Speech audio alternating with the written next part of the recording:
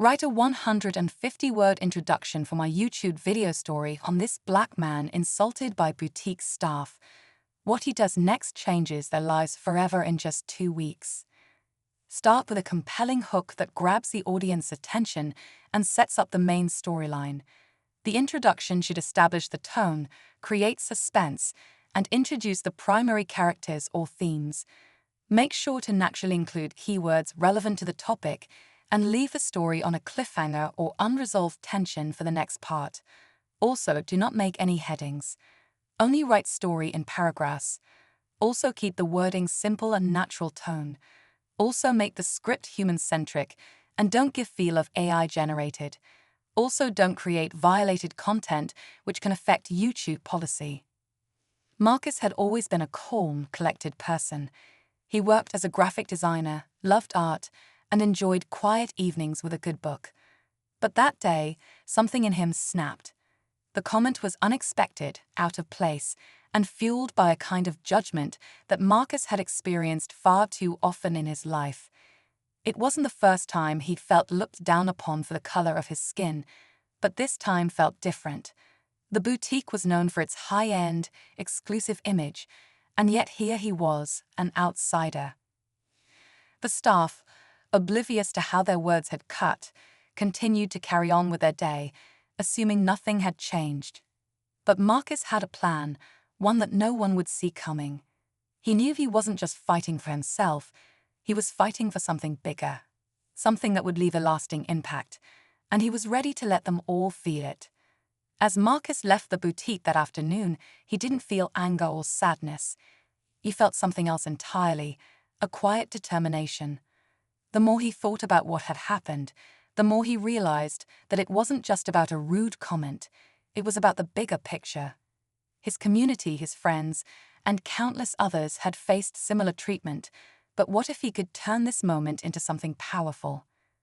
Meanwhile, at the boutique, the staff went on with their day, unaware of the storm brewing.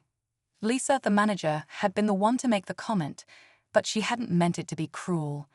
It was just a thoughtless, offhand remark, something she didn't even register as hurtful. But now Marcus's quiet resolve was starting to shift the atmosphere around them, even if no one could see it yet. Lisa and the others didn't know how their actions were about to come back to them. In the days that followed, Marcus put his plan into motion. He started showing up at the boutique regularly, not to shop, but to observe. He watched the dynamics between staff and customers, noting how people like him were treated, how certain groups were given more attention, and others barely noticed. He began to take mental notes, how Lisa and the other workers interacted with people, especially black customers, and how their biases sometimes slipped into their behavior. But Marcus wasn't just watching for the sake of revenge. He was laying the groundwork for something deeper, a lesson, a wake-up call. He reached out to people in the community, gathering support, but not in the way anyone expected. The first step was creating a ripple, making people aware of what was happening in that boutique without causing a scene. Marcus was careful not to attack, but to inform. He started posting on social media, sharing stories, and creating awareness about the subtle racism that still lingered in places like this. His posts didn't name names, but they hinted at the systemic issues present in local businesses. Lisa began to notice something strange. The boutique's usual loyal customers started to feel different. Some seemed uneasy, others distant. Sales began to drop, and at first, she couldn't put her finger on why.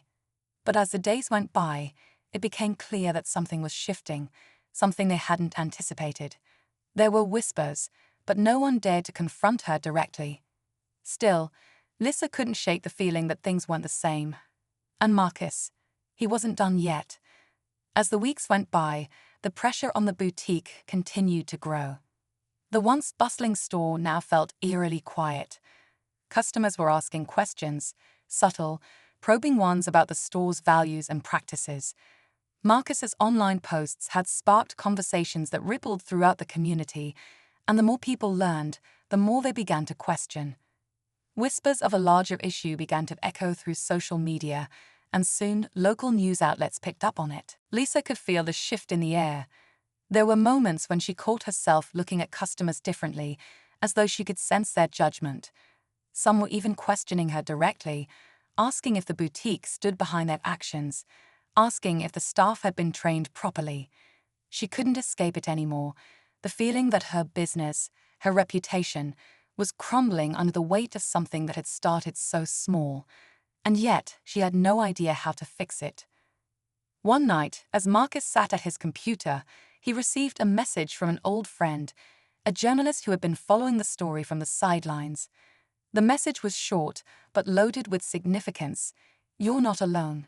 It's time." The journalist had managed to get an exclusive interview with one of the boutique's former employees, someone who had witnessed firsthand the unspoken biases behind the scenes. This was the moment Marcus had been waiting for, the evidence, the testimony, the missing piece of the puzzle that would bring everything to light. He didn't waste any time. The next morning, he made his way to the boutique, his heart pounding in his chest. It wasn't about revenge anymore. It was about truth. As he walked through the doors, the usual air of exclusivity felt heavy, like a weight pressing down on his shoulders. Lisa was behind the counter, and she looked up, her face stiff, as if she'd have been expecting him. For a moment, their eyes locked. Neither of them spoke, but the tension was palpable, hanging in the air like a storm about to break. Marcus's heart raced, his mind spinning with a dozen different thoughts. The journalist's warning, Thomas's urgent plea, everything had led to this moment. He had to make a choice. But just as the decision weighed on him, something inside clicked. He wasn't going to back down. Not now, not after everything. He'd come too far, and the truth had to come out. With a deep breath, he turned to Lisa, his voice steady but firm. "You need to know the truth. The community knows what's happening here. People are talking. They know about the way customers like me are treated." He paused, watching her face for any sign of recognition, any crack in her carefully constructed mask. Lisa's eyes widened, but she didn't speak. She wasn't sure what Marcus knew, or what was coming next, but she could feel the tension in the air. Something had shifted.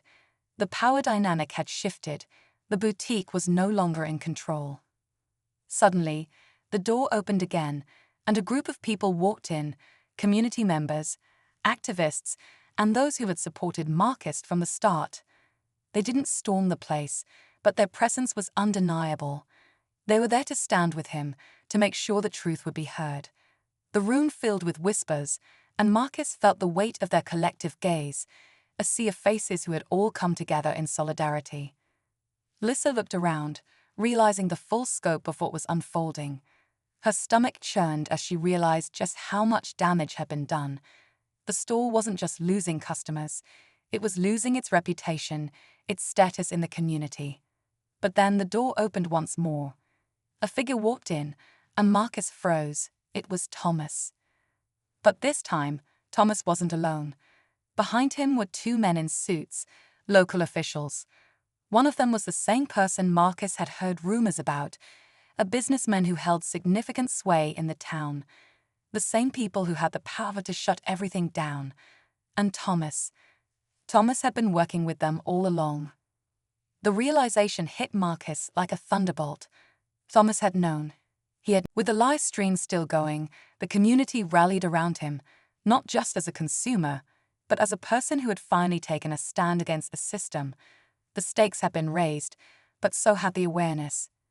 The ripple effect was just beginning, and Marcus knew that what had started as a simple confrontation would echo far beyond that boutique, touching lives in ways they couldn't yet comprehend.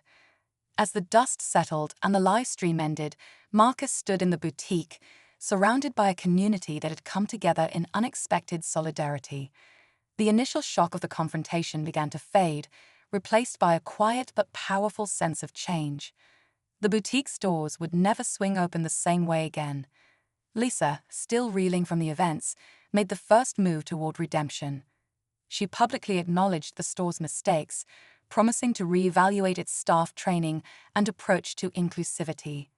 It was a small step, but a step in the right direction. Meanwhile, Marcus knew that the battle was only part of a much larger movement. His voice had started a conversation, one that had reached far beyond that boutique, touching lives across the community. There would be challenges ahead, but Marcus was ready. For him, this was just the beginning of a fight for a fairer, more inclusive world. The struggle for justice wasn't over. It had only just begun.